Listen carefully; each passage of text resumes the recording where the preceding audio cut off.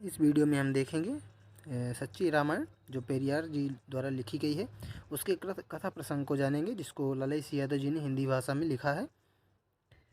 तो इस वीडियो में हम जानेंगे कथा प्रसंग के बारे में। सच्ची रामायण की जो पुस्तक है उसके कथा प्रसंग के बारे में क्या कहते हैं जानेंगे इस वीडियो में। तो चलिए शुरू करते हैं। रामायण की घटनाएं और कथा क्रम बहुत कुछ अरबी योद्धा मदन कामराज और पंत तंत्र नामक पुस्तकों के समान कल्पित है। वे मानव मात्र की समझ और गूढ़ विचारों से दूर है। इसके फलस्वरूप यह दृढ़तापूर्वक कहा जा सकता है कि रामायण कोई वास्तविक कथा नहीं है।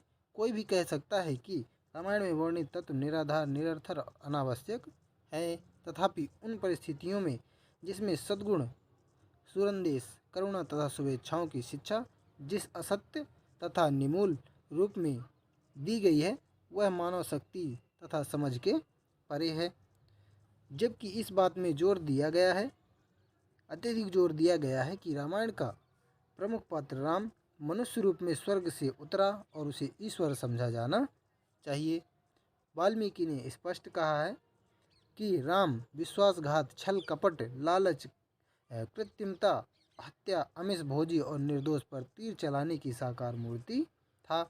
आगे पाठक स्पष्ट देखेंगे कि राम तथा उसकी कथा में स्वर्गीय शक्ति नहीं है और उसके विषय में वर्णित गुण मानव मात्र की समझ से बाहर है तथा तमिलनाडु के निवासियों एवं भारत के समस्त शूद्रों तथा महाशूद्रों के लिए शिक्षाप्रद अनुकरणीय नहीं है। कहते हैं रामायण की कथा ना तो धर्म संगत है, ना चेतन प्राणी के लिए उपयुक्त है। देवताओं ने चतुर्मुख यानी ब्रह्मा से शिकायत की कि राक्षस लोग हमारे यज्ञों में विघ्न डालते हैं। ब्रह्मा ने यह बात अपने विष्णु से कही। विष्णु ने राम के रूप में पृथ्वी में अवतार लेने तथा राक्षसों के राजा रावण को मारने का निश्चय किया। यह रामायण की कथा का स्रोत प्रारंभ है, यानी यहाँ से रामायण जो है प्रारंभ होती है। यह बालकांड का यहाँ पे दिख नहीं रहा, थोड़ा सा 5वां अध्याय शायद होगा।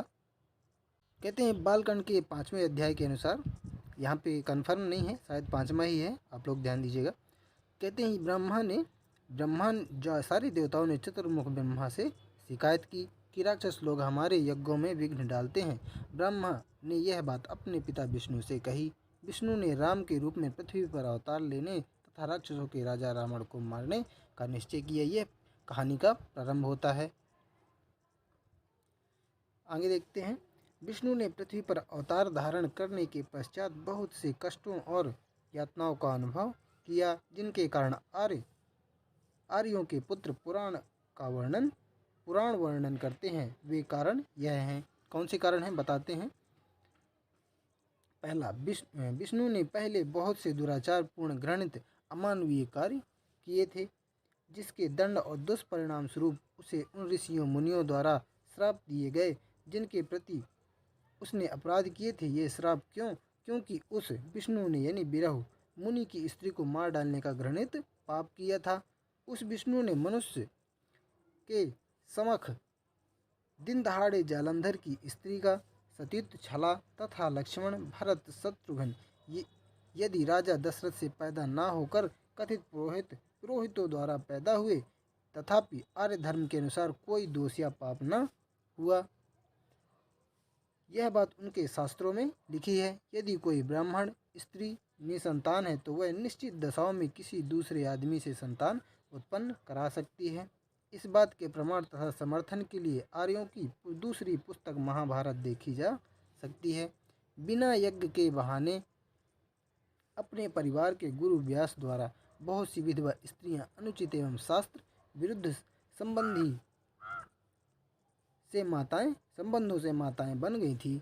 धृतराष्ट्र व पांडु इसी कोटि की संतानें थे। और महाभारत में इस प्रकार के बहुत से जन्म पढ़ने को मिलते हैं। सीता को प्राप्त करने के लिए सीता की माता ने किसी अपरिचित मनुष्य से संभोग किया था और उत्पन्न बच्चे को एक जंगल में फेंक दिया। सीता ने स्वयं स्वीकारा है कि मेरे माता पिता के अज्ञात होने के कारण मेरा विवाह विलंब से हुआ है। पुराणों में एक विचित्रता और पढ़ी जाती है कि स्त्रियों ने मनुष्यों से नहीं बल्कि जानवरों से भी गर्भधारण किए थे। इन बातों से प्रकट है कि संतान उत्पन्न कर सकने में यज्ञ का कोई महत्व शक्ति नहीं है, बल्कि ये इच्छित आनंद उत्सव मनाने, शराब पीने और गोश्त खाने के साधन मात्र थे। यानी कि कहते हैं कि इन बातों से प्रकट है कि संतान उत्पन्न कर सकने में यज्ञ का कोई महत्व नहीं था और कोई भी शक्ति नहीं थी, बल्कि ये इच्छित यानी आनंद उत्सव मनाने का साधन था। अब यहाँ पे देखेंगे, अब हम रामायण की विशेषताओं पर ध्यान देंगे, जैसे कि जितने भी रामायण के पात्र थे उनके बारे में हम जानेंगे। तो यहाँ से हम अगले वीडियो में देखेंगे, अगले वीडियो में जानेंगे। सबसे पहला हमारा रहेगा यहाँ पर दशरथ के बारे में, सबसे पहले हम जानेंगे दशरथ के बारे में, और उसके बाद सभी पात्र जितने भी होंगे उनके बारे में हम जानेंगे। तो मिलते हैं नेक्स्ट वीडियो में। धन्यवाद।